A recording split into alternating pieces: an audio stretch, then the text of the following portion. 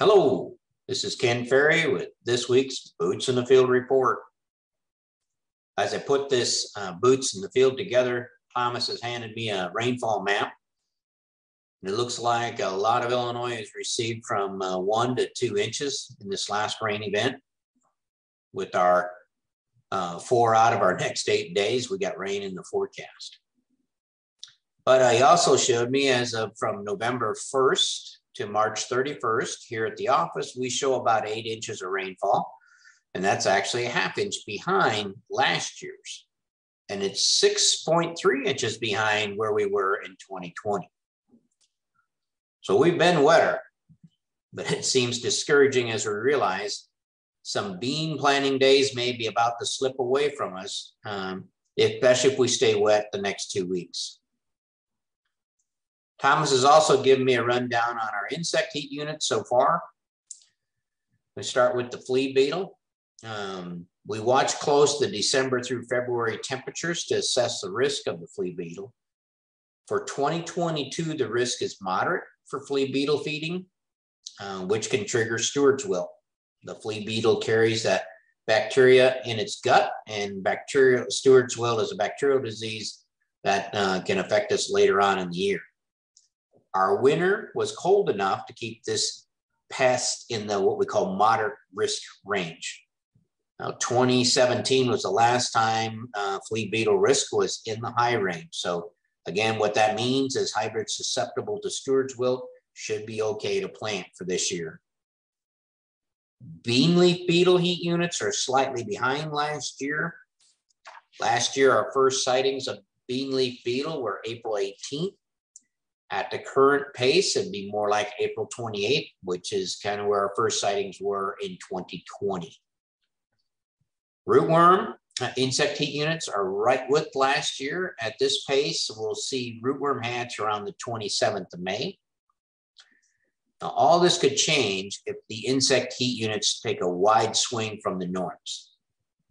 Like plants, insects development is all driven off of heat units. It's a little different for cutworm. They blow in here from the south and to lay their eggs, and then heat units take over for the eggs development. That's why we trap them to know how many blew in and when to start counting our insect heat units. Pest bosses, this week, we should be putting out our cutworm lure traps and starting to record our flight. Last year, the first week of April was quite warm. We had soil temperatures get above 50 degrees and stay there, locally here anyway, and land to the south. We had a window to plant some corn and not worry about seed chilling. Now, the extended forecast wasn't good, meaning that we're going to have trouble with our spike down plants. But it was an opportunity to get those first day willies out of the way. No matter how much we work on the planter, there always seems to be something pop up on that first day of planting. It used to be mainly bearings and clutches. Today, it's often software glitches. That's not going to happen this year or this week. Many of you started planting beans the first week in April last year. Locally, the question coming in from the growers has been, if this rain keeps up for another 2 weeks, will we miss the window? And when do we drop from our full season beans into shorter season bean, trying to get that pre-solstice flowering? Well, the first thing to remember is we plant corn when the ground is fit, not by the calendar. While we don't mud corn in, when this weather pattern turns and soil warms up to allow for good corn planting conditions, we plant corn. If you can't plant both crops at the same time, don't waste good corn planting conditions trying to get beans planted early. When it comes to planting beans early, we do plant by the calendar. Conditions can be pushed in beans to get this achieved. The trick to early bean flowering is not just getting them planted early. We also must get enough growth before the critical photo period passes on the front side of the solstice to trigger early flowering. What is considered early changes per location and the maturity that you plant. Matt, our regional agronomist over at Quincy, has done the work to chart out some of these growth units, heat units from northern Iowa to southern Illinois. And I'd like to bring Matt into this podcast to talk about his findings as far as when is it that we might be making switches, depending on where you farm, from, let's say, a 3-5 bean to a 3 to 2 to 5, if our goal is to hit pre-solstice flowering with those beans. So welcome aboard, Matt. Thanks, Ken. Yeah, we know that there are two main aspects that drive soybean maturity groups and flowering date and those pre-solstice flowers that we want. And the first one is the day length, or really the night length.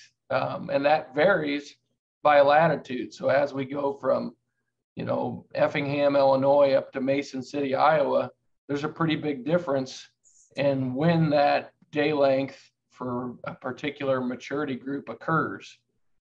So we have to take that into consideration. For the most part, the average maturity group in the region that you're farming is kind of designed for that day length. So we've got to worry a little bit less about that than we do the temperature aspect. We know that with soybeans, it takes somewhere around 90 to 120 growing degree days to get that soybean seed from planting to emergence. And then to get those unifoliate leaves out to where they can sense the day length part, it takes another 100 growing degree days. So in essence, when we look at, for example, group 4 beans, it might take somewhere from around 900 to 1,000 growing degree days to get that bean from planting all the way to first flower, or R1. If we look at a relative maturity 3 bean, it might take around 800 growing degree days from planting to R1. So, as we go from north to south, we know that we're going to get less growing degree days per day on average when we're up north. So, for example, if we take Ottawa, Illinois on the Interstate 80 corridor, they've only got about the first 3 to 4 days in April when they could plant a group 4 bean and have enough GDUs to get it to flower before the solstice. So pretty quick, they're dropping down to group 3s. And that's why there's not a lot of group 4s grown in that I-80 corridor. But when we're looking at group 3s, we can pretty much go out until about the 27th, 28th of April if we have average temperatures for those April days, and still get that 3-0 bean to flower before the solstice. And then at that end of April, we're basically dropping into the group 2s. Now, remember in 2018, we had the warmest May on record, so that sped up some of our GDU accumulation, and we got a lot of beans to flower from all maturity groups, even if they were planted the end of April, the first week of May. But if we jump down to Lincoln or Hayworth, Illinois, where the office is, growers there, we can expect to plant group 4s all the way up till about the 20th of April and still have them flower by the solstice. At the 20th of April, if we switch to the group 3s, then we're pretty much out until the 5th, 6th of May, where we can still get those beans to flower before the solstice. Then we're dropping to our group 2s. But remember, just because we're dropping to get them to flower early, sometimes we can give up some of that yield potential with a shorter season bean. So this year, if we get pushed out too far, it's not necessarily that we need to drop our maturity groups or switch our bean varieties. We're not saying that. We need to stick with the varieties that we know. We just got to realize that we may have missed some of that opportunity to get those early flowers that we know helps drive yield with those early planted beans. Having a group 3 not flower pre-solstice has the potential to still out yield a group 2 that you got to flower pre-solstice, but it's just too early of a bean to be planting here at Hayworth, and you're going to end up with a short bean. So in the end, you could come away with, even though you got pre-solstice flowering, you could come away with less beans because your maturity is too short. Right. We got to keep, yield as our main purpose or goal here. We know that the early flowers helps yield, but if we get, into May, we kind of go back to our old thinking with soybeans. We're not necessarily chasing those early flowers. We're chasing those varieties and maturities that outperform year after year. But drop down to Effingham, Interstate 70 area. Now they can plant group 4s all the way till about the 5th, 6th, 7th of May, and still have those early pre-solstice flowers. Can plant group 3s out to about the 15th of May and still get some of those early flowers. Then the group 2s can be planted all the way up till June and still getting early flowers. But again, have to consider how those varieties will perform if we're going short season compared to the full season beans.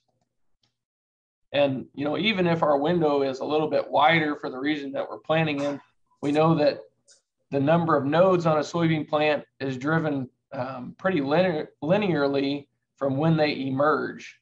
So it's kind of, if we can get those beans up and emerged, they're going to start accumulating nodes, one node every 3 or 4 days. So, it's kind of a get ahead, stay ahead approach to that. But like Ken said, when it's time to plant corn, we've got to focus on that. And maybe we can run both planters at the same time. But if both are set up and able to plant corn, we probably need to focus on corn when that window of opportunity comes. And it the same scenario, whether it's Effingham, Illinois, all the way up into Canada, it holds true for all the bean growers out there. It's just that whether you're growing a group 4 or 5 bean or a single lot or double lot maturity bean clear to the north, it all comes down to, do you have enough time, to get enough GDUs to trigger that pre-solstice flowering? And I wish it was as simple as planting by the calendar. And definitely we got to use the calendar because it's day length, and that day length ticks by whether it's raining or not. But we got to have the day length and we got to have the GDUs to get that growth. So, we're, in this case, you could say you're swinging for the fence and hoping for the best, because if we don't get any warm weather in there, then of course we won't accomplish what these numbers are. These numbers are an average over a period of looking at temperatures over a long period of time. It's not saying that you're going to get those GDUs. We're just estimating it if we get those GDUs. Right. I think this is great stuff, Matt. I'm going to have you go ahead and put these charts up on our website. So you guys out there wondering, where do I break? When do I back out of a full season bean if pre-solstice flowering is what you're after? These charts will kind of give you a ballpark idea.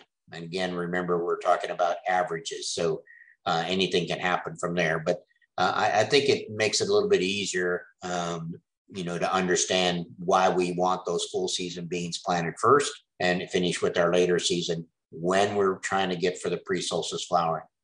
When we get to normal planting, we shift it the other way, situation but on the front end, we're looking for those full seasons. So how much rain did you get over there, Matt?